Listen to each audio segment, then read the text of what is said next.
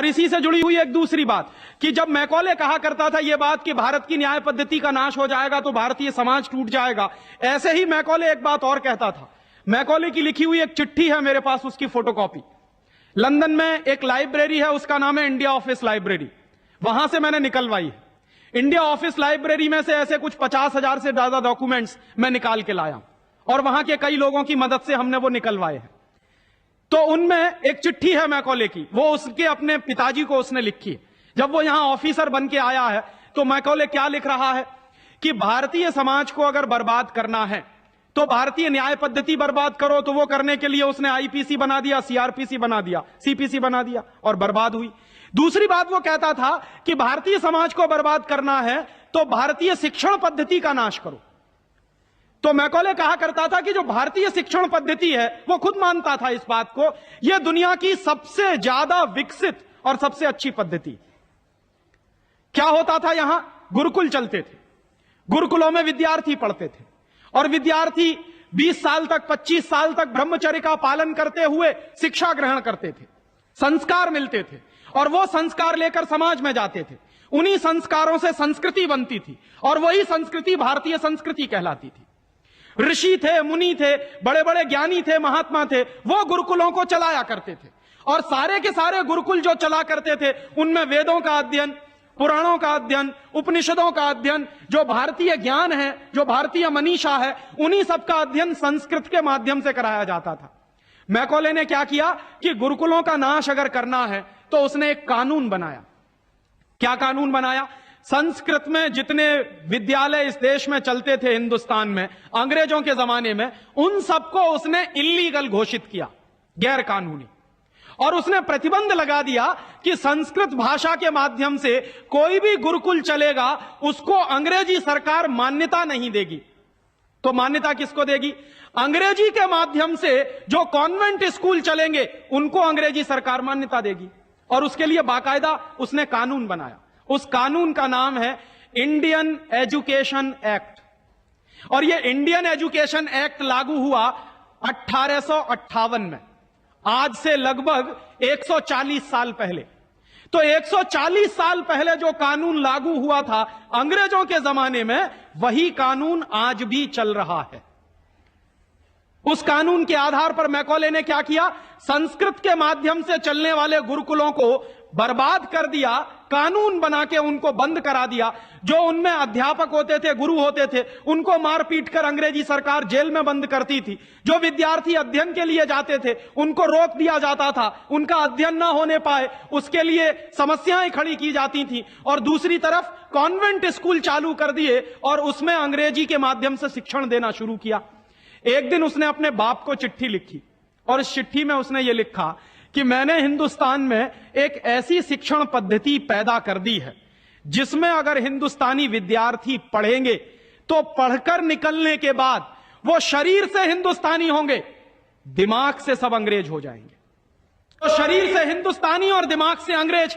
तो मैकॉले दूसरी बात लिख रहा है उस चिट्ठी में कि जब वो शरीर से हिंदुस्तानी और दिमाग से अंग्रेज हो जाएंगे तो अंग्रेजों के हिसाब से सारे काम करेंगे। और वो विद्यार्थी जब कॉन्वेंट स्कूल में से निकलेंगे तो सबसे ज्यादा गालियां भारतीय संस्कृति को देंगे, सबसे ज्यादा गालियां अपने मां बाप को देंगे। कैसे?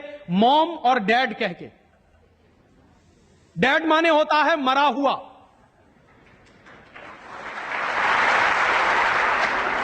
और मम्मी माने होता है शव। इजिप्ट में आप जाइए, मिस्र एक देश है, वहां पे मम्मीज कहा जाता है किसको? मरे हुए आदमी के शव को। तो हमारी मां हो गई मम्मी, मम्मी, और पिताजी हो गए डैड।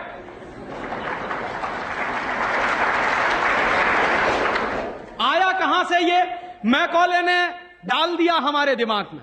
और मैं ये कहता हूं कि मैकॉले तो मर गया, उसका बाप भी मर गया, सब मर गए, भगवान उनकी आत्मा को शांति दे, लेकिन उसकी जो आत्मा है वो हम सब में प्रवेश कर गई है। और कैसे प्रवेश कर गई है? मैं आपको ये इतिहास की सच्चाई बता रहा हूं कि जिस जमाने में मैकॉले ने इस देश में सबसे पहला कॉन्वेंट स्कूल खोला था कलकत्ता में, वो कॉन्वेंट स्कूल चला नहीं, बंद हो गया। क्यों बंद हो गया? क्योंकि कोई भी भारतीय मां बाप अपने बच्चे को कॉन्वेंट में पढ़ाने को नहीं भेजता था। अंग्रेजों के जमाने की बात बता रहा हूं। अंग्रेज अपनी पूरी ताकत लगाकर भी इस देश में कॉन्वेंट स्कूल चला नहीं पाए, लेकिन अंग्रेजों के जाने के बाद गांव गांव में, गली गली में कॉन्वेंट स्कूल चल रहे हैं। और ऐसे मम्मी डैडी पैदा हुए हैं इस देश में जो बच्चे का जन्म लेने के पहले रजिस्ट्रेशन करवाए आते हैं कॉन्वेंट स्कूलों में। कहते हैं कि अगर रजिस्ट्रेशन नहीं कराया तो एडमिशन नहीं मिलेगा। तो कॉन्वेंट स्कूल में पढ़ाना बहुत जरूरी है बच्चे को। और मैं अक्सर पूछता हूं कि काहे को पढ़ाते हैं कॉन्वेंट स्कूल में, तो कहते हैं राजीव भाई जब हमारा बच्चा कॉन्वेंट में पढ़ेगा तो बहुत स्मार्ट बन जाएगा। तो मैं पलट के पूछता हूं कि जरा बताइए स्मार्टनेस क्या होती है। तो अक्सर मां बाप मुझे जवाब देते हैं जो दिल्ली बंबई में रहते हैं कि हम बच्चे को कॉन्वेंट में इसलिए पढ़ने को भेजते हैं कि जब वो कॉन्वेंट में पढ़ेगा तो टाई लगाएगा, मोजे जूते पहनेगा, बढ़िया सूट।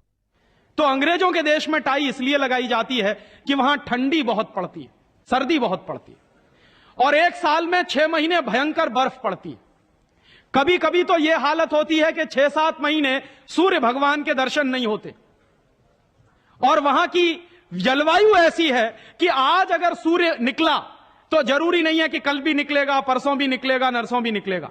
भारत में ऐसा नहीं है। आज अगर निकला है तो कल भी निकलेगा, परसों भी निकलेगा, 3 महीने बाद भी निकलेगा, 1 साल बाद भी निकलेगा, ऐसे ही निकलेगा। इंग्लैंड के लोग ये गारंटी से नहीं कह सकते। तो वहां ठंडी बहुत पड़ती है, सर्दी बहुत पड़ती है। और जिन देशों में सर्दी बहुत पड़ती है, ठंडी बहुत पड़ती है, वहां के लोगों को अक्सर जुकाम बहुत होता, नाक चलती है। तो जब नाक चलती है तो उस नाक को पोंछने के लिए बार बार जेब से रूमाल निकालना पड़ता। तो उन्होंने क्या किया कि एक रूमाल गले में लटका लो जो नाक पोंछने के काम आएगा।